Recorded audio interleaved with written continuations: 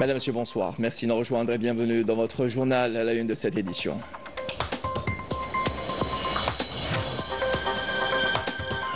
Et une édition qu'on entamera bien évidemment avec la célébration où les Sahraouis qui célèbrent le 49e anniversaire. Et l'Algérie devient, je le disais, la bouée de sauvetage de l'économie déroutée de la France pour détourner l'attention des Français. De plus en plus colère face à la pauvreté qui menace les générations futures en les jetant dans l'inconnu. Les stratégies de la politique droitière en complicité avec des médias largement qui ouvrent leur plateau aux commentateurs désabusés.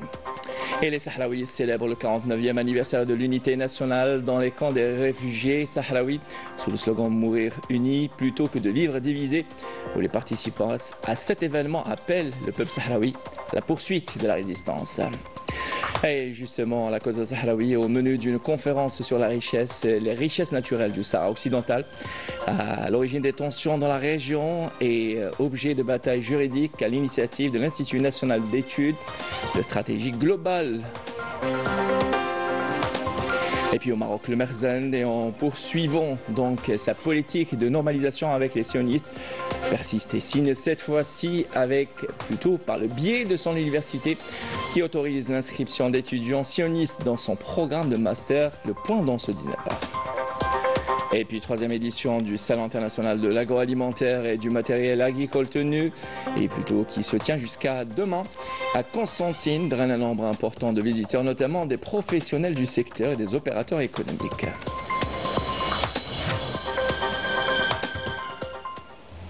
Voilà pour l'essentiel de l'actualité en titre. Merci pour votre attention. Tout d'abord, et sous le slogan « Mourir unis plutôt que de vivre divisés », que les Sahraouis munis des drapeaux de la race ont célébré le 49e anniversaire de l'unité nationale dans les camps des réfugiés. Un événement à travers lequel des messages d'encouragement appelant à la poursuite de la résistance ont été transmis, démontrant ainsi la volonté du peuple sahraoui à ne jamais baisser les bras et à poursuivre leur combat coûte que coûte pour l'autodétermination et l'indépendance des terres sahraouis.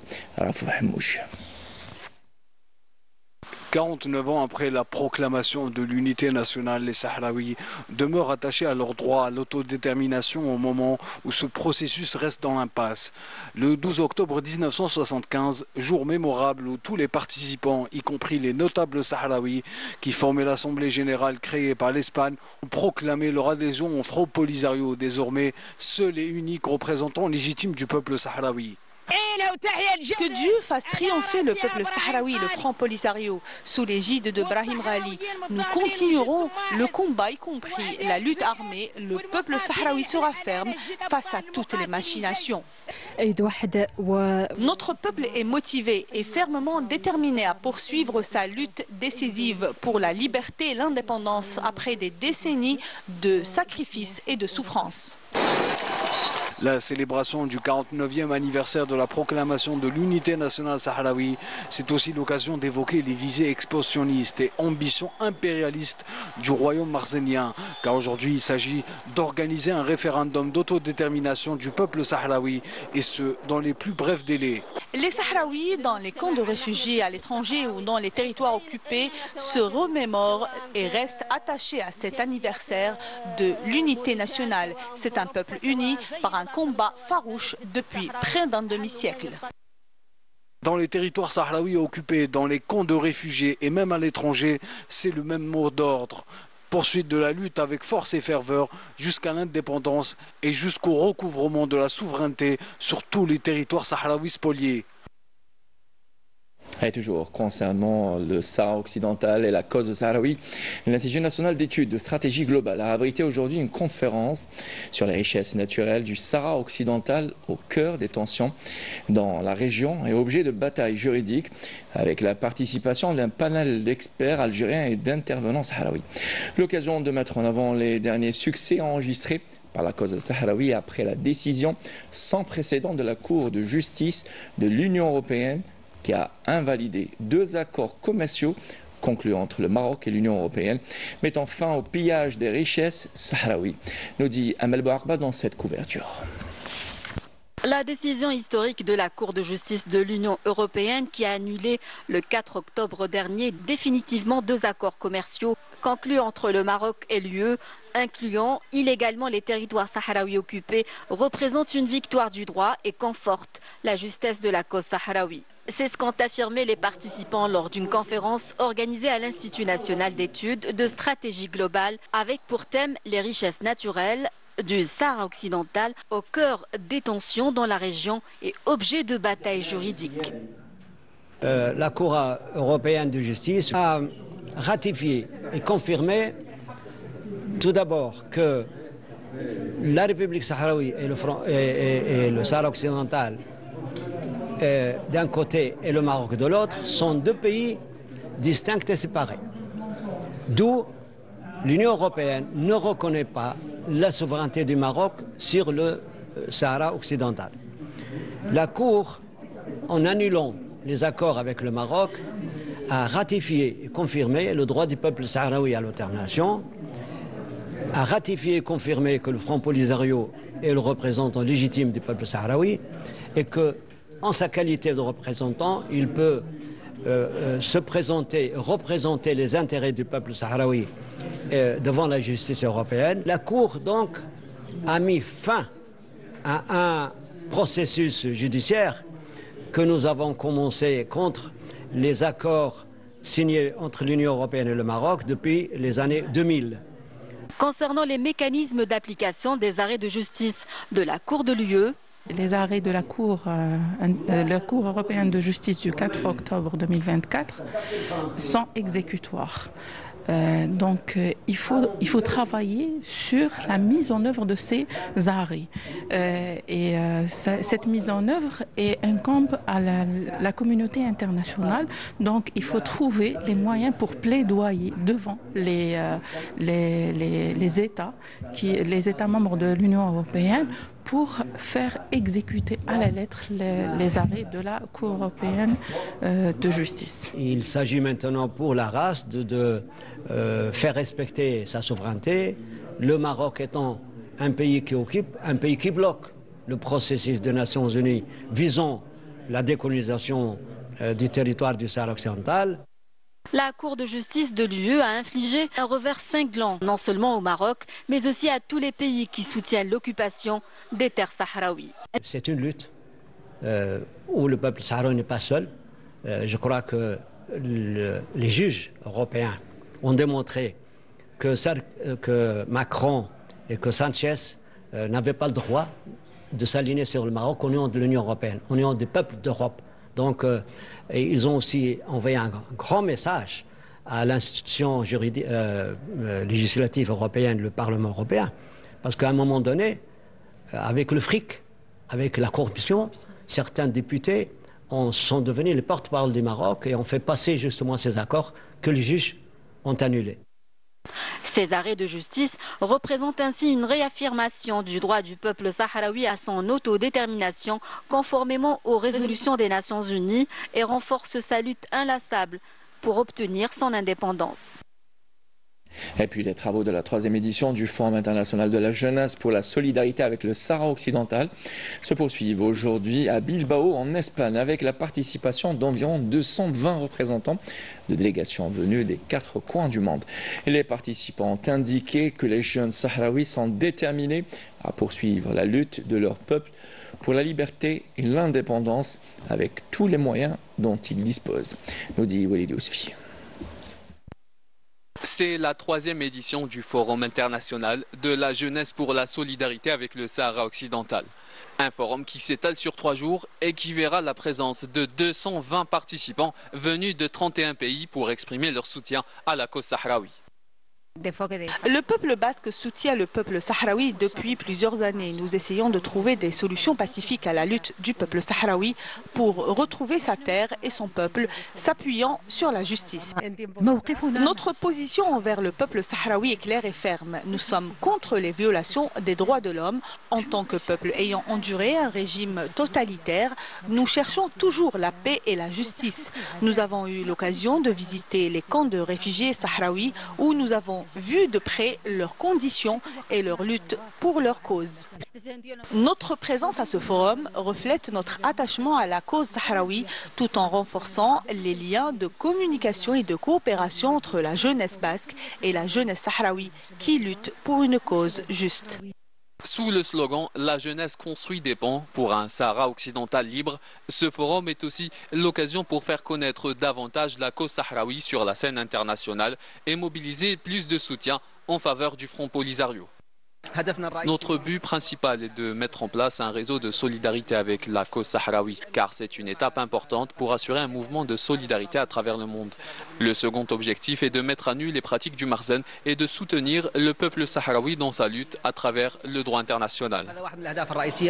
Le Forum international de la jeunesse pour la solidarité avec le Sahara occidental comprend une série d'événements divers, notamment des débats, des ateliers et des activités culturelles, durant lesquels les participants aborderont des sujets clés liés à la question sahraoui.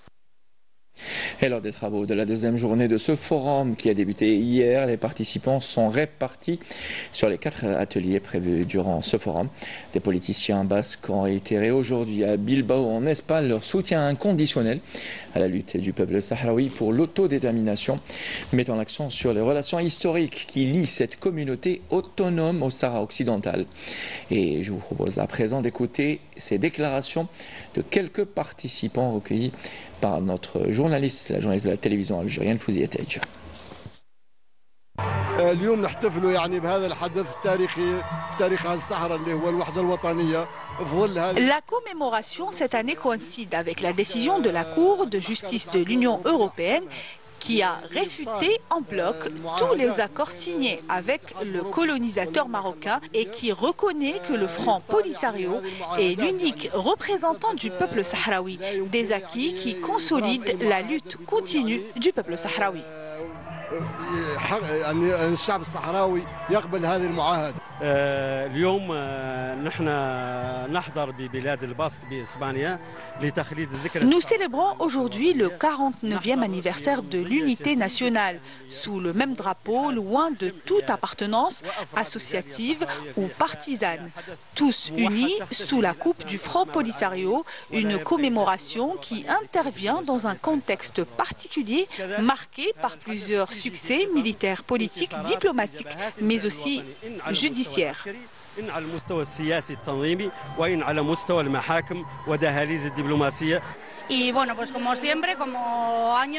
Nous saisissons cette occasion pour réitérer notre solidarité avec le peuple sahraoui et sa cause juste.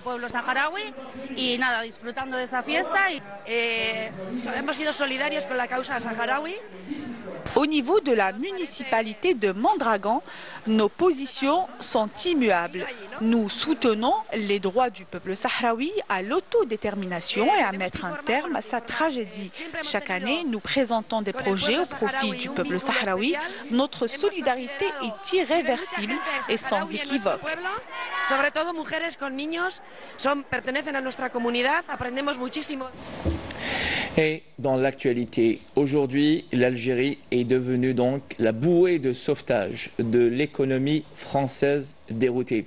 Pour détourner l'attention des Français des méfaits d'une oligarchie malfaisante qui insidieusement entraîne le peuple vers la pauvreté, précipite l'économie dans une déroute inquiétante et jette l'avenir des générations futures dans l'inconnu.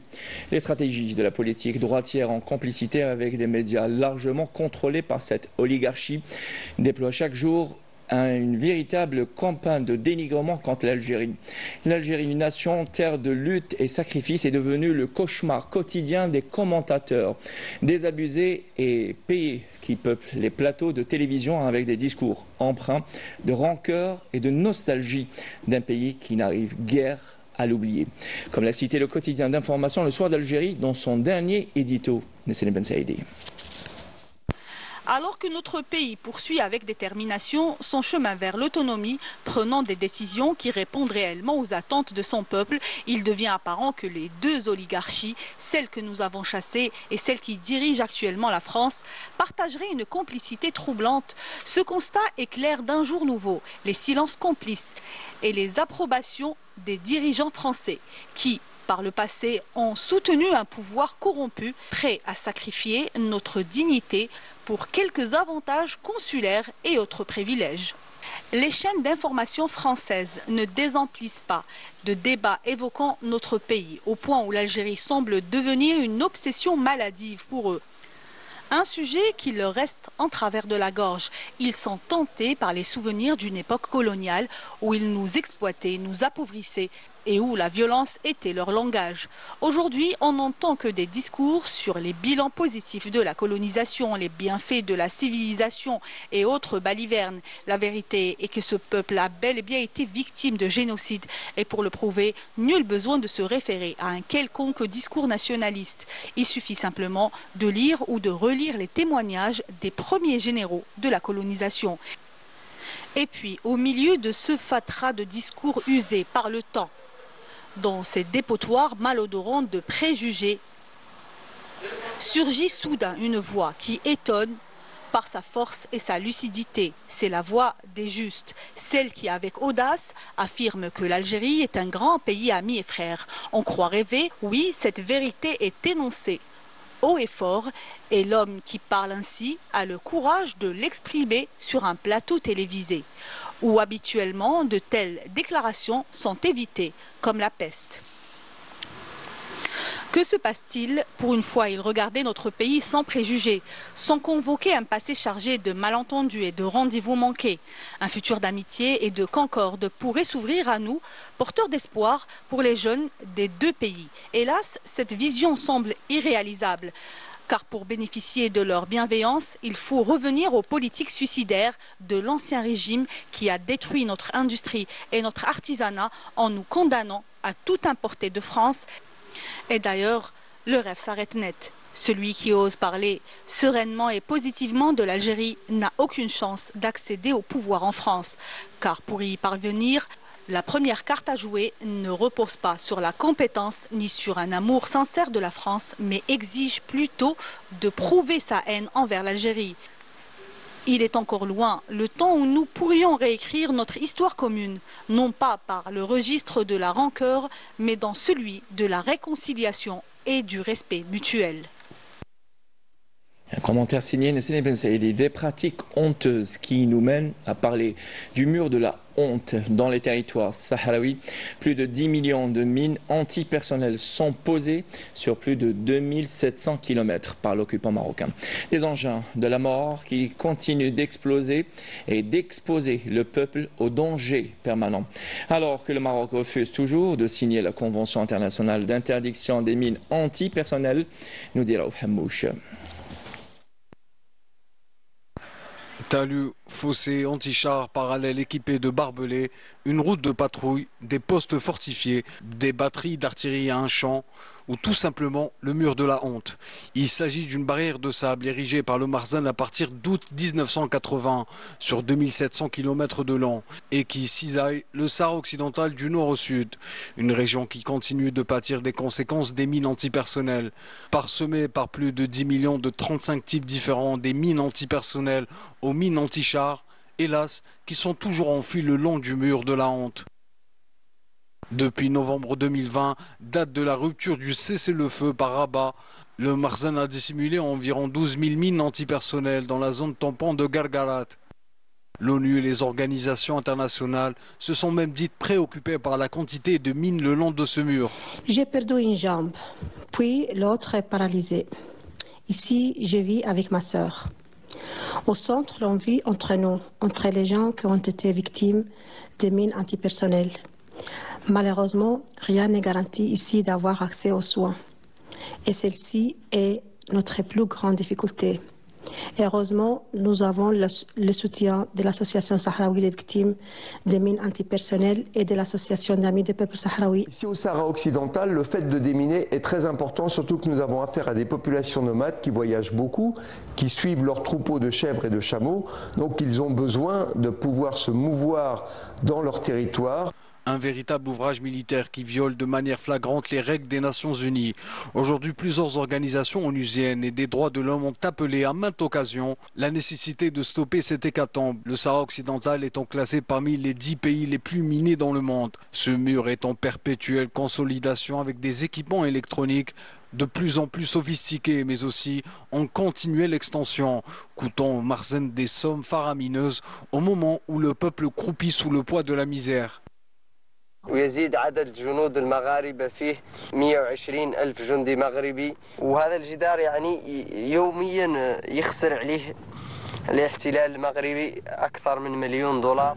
Des pratiques qui sont honteusement utilisées par les régimes totalitaires.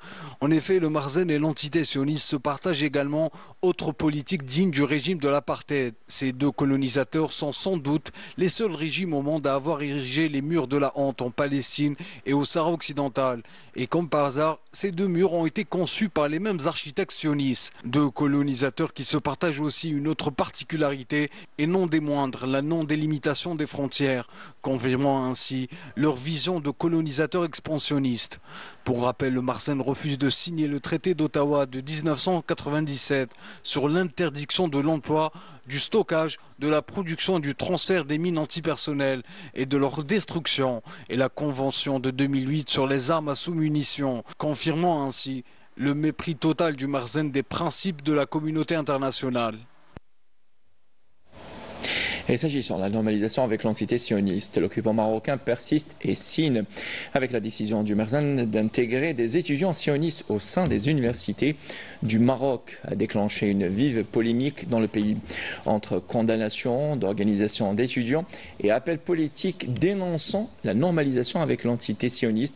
Cette décision a accentué la colère du peuple marocain contre le gouvernement du Makhzen, nous dit Walid Ousfi. Décidément, rien ne semble arrêter le régime du Makhzen en voie de confirmer son nouveau statut d'allié principal de l'entité sioniste, faisant fi des différentes dénonciations du peuple marocain. Le Makhzen persiste et signe en poursuivant sa politique de normalisation avec les sionistes.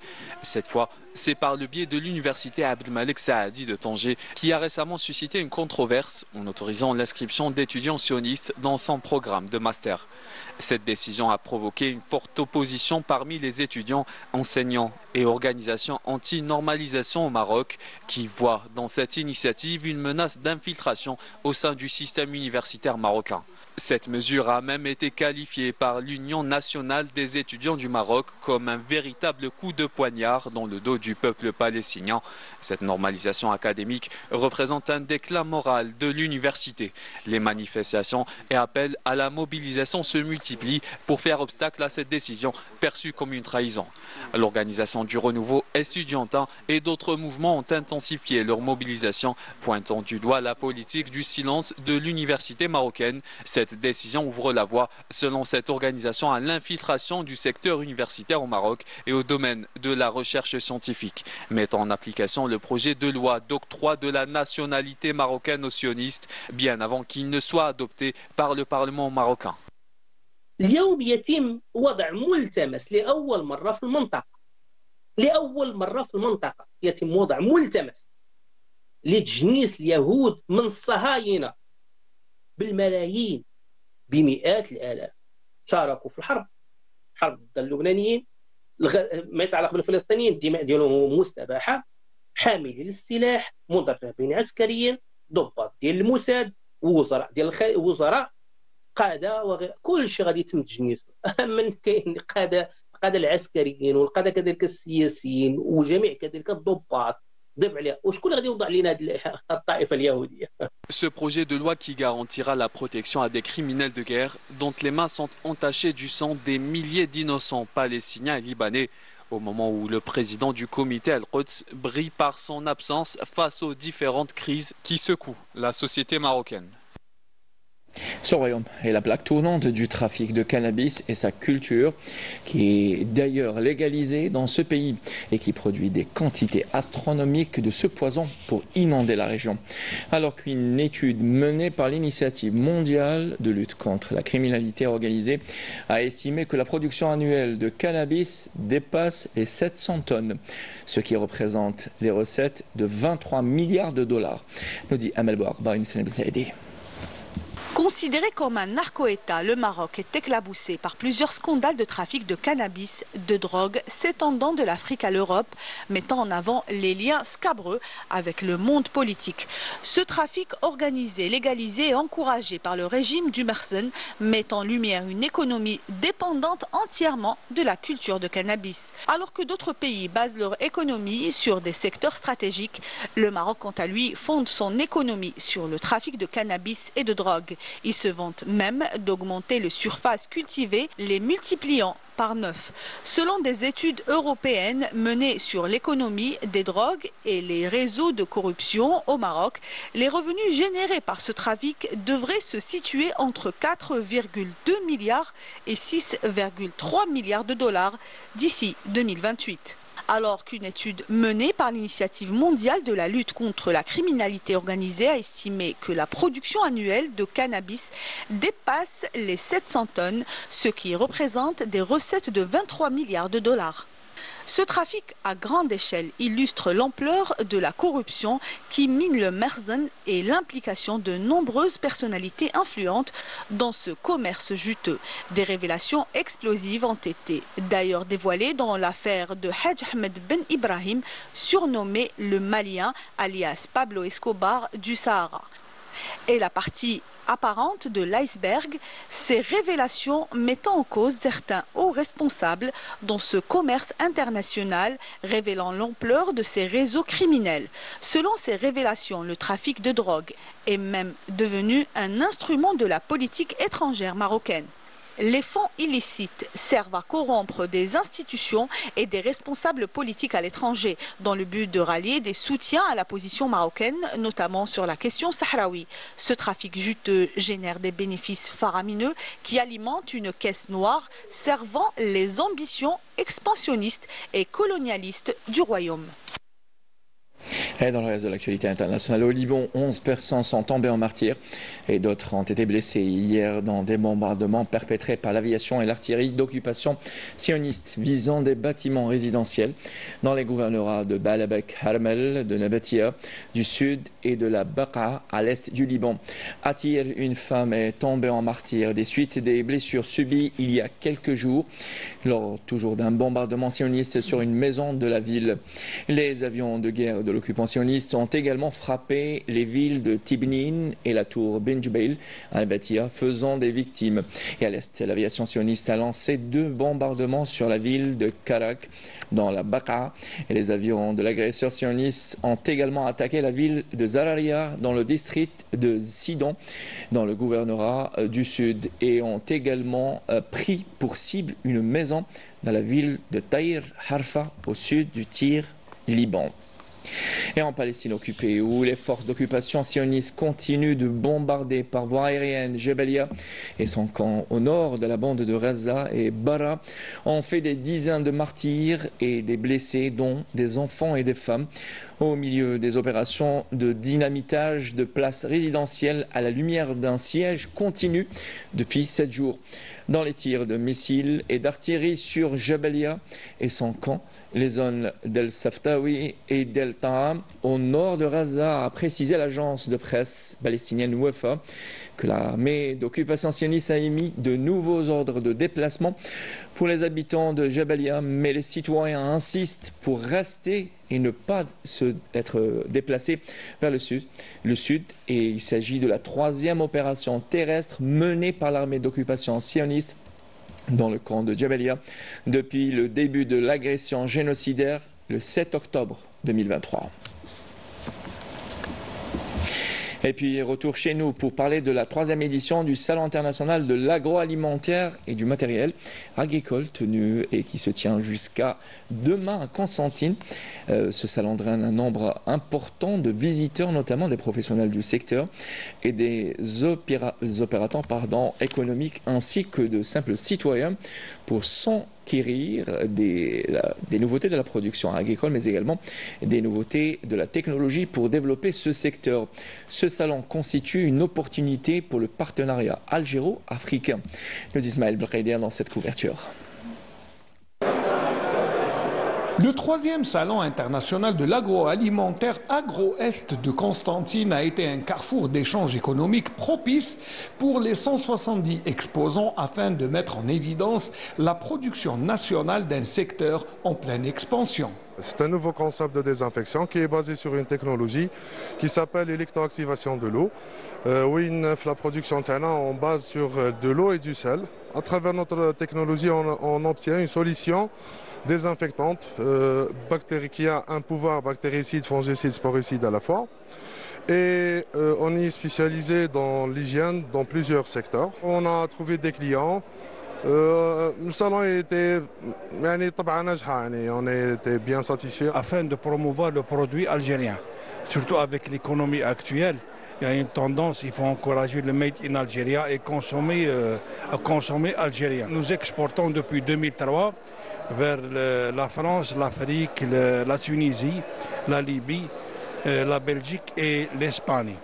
Et avec l'ouverture des showrooms qui existent maintenant en Mauritanie et au Sénégal, donc l'État est en train de booster les exportations vers ces deux pays, de même que l'ouverture des banques afin aussi de sécuriser les paiements. Et prochainement, il y aura en Côte d'Ivoire. On est spécialisé dans la fabrication des produits diététiques.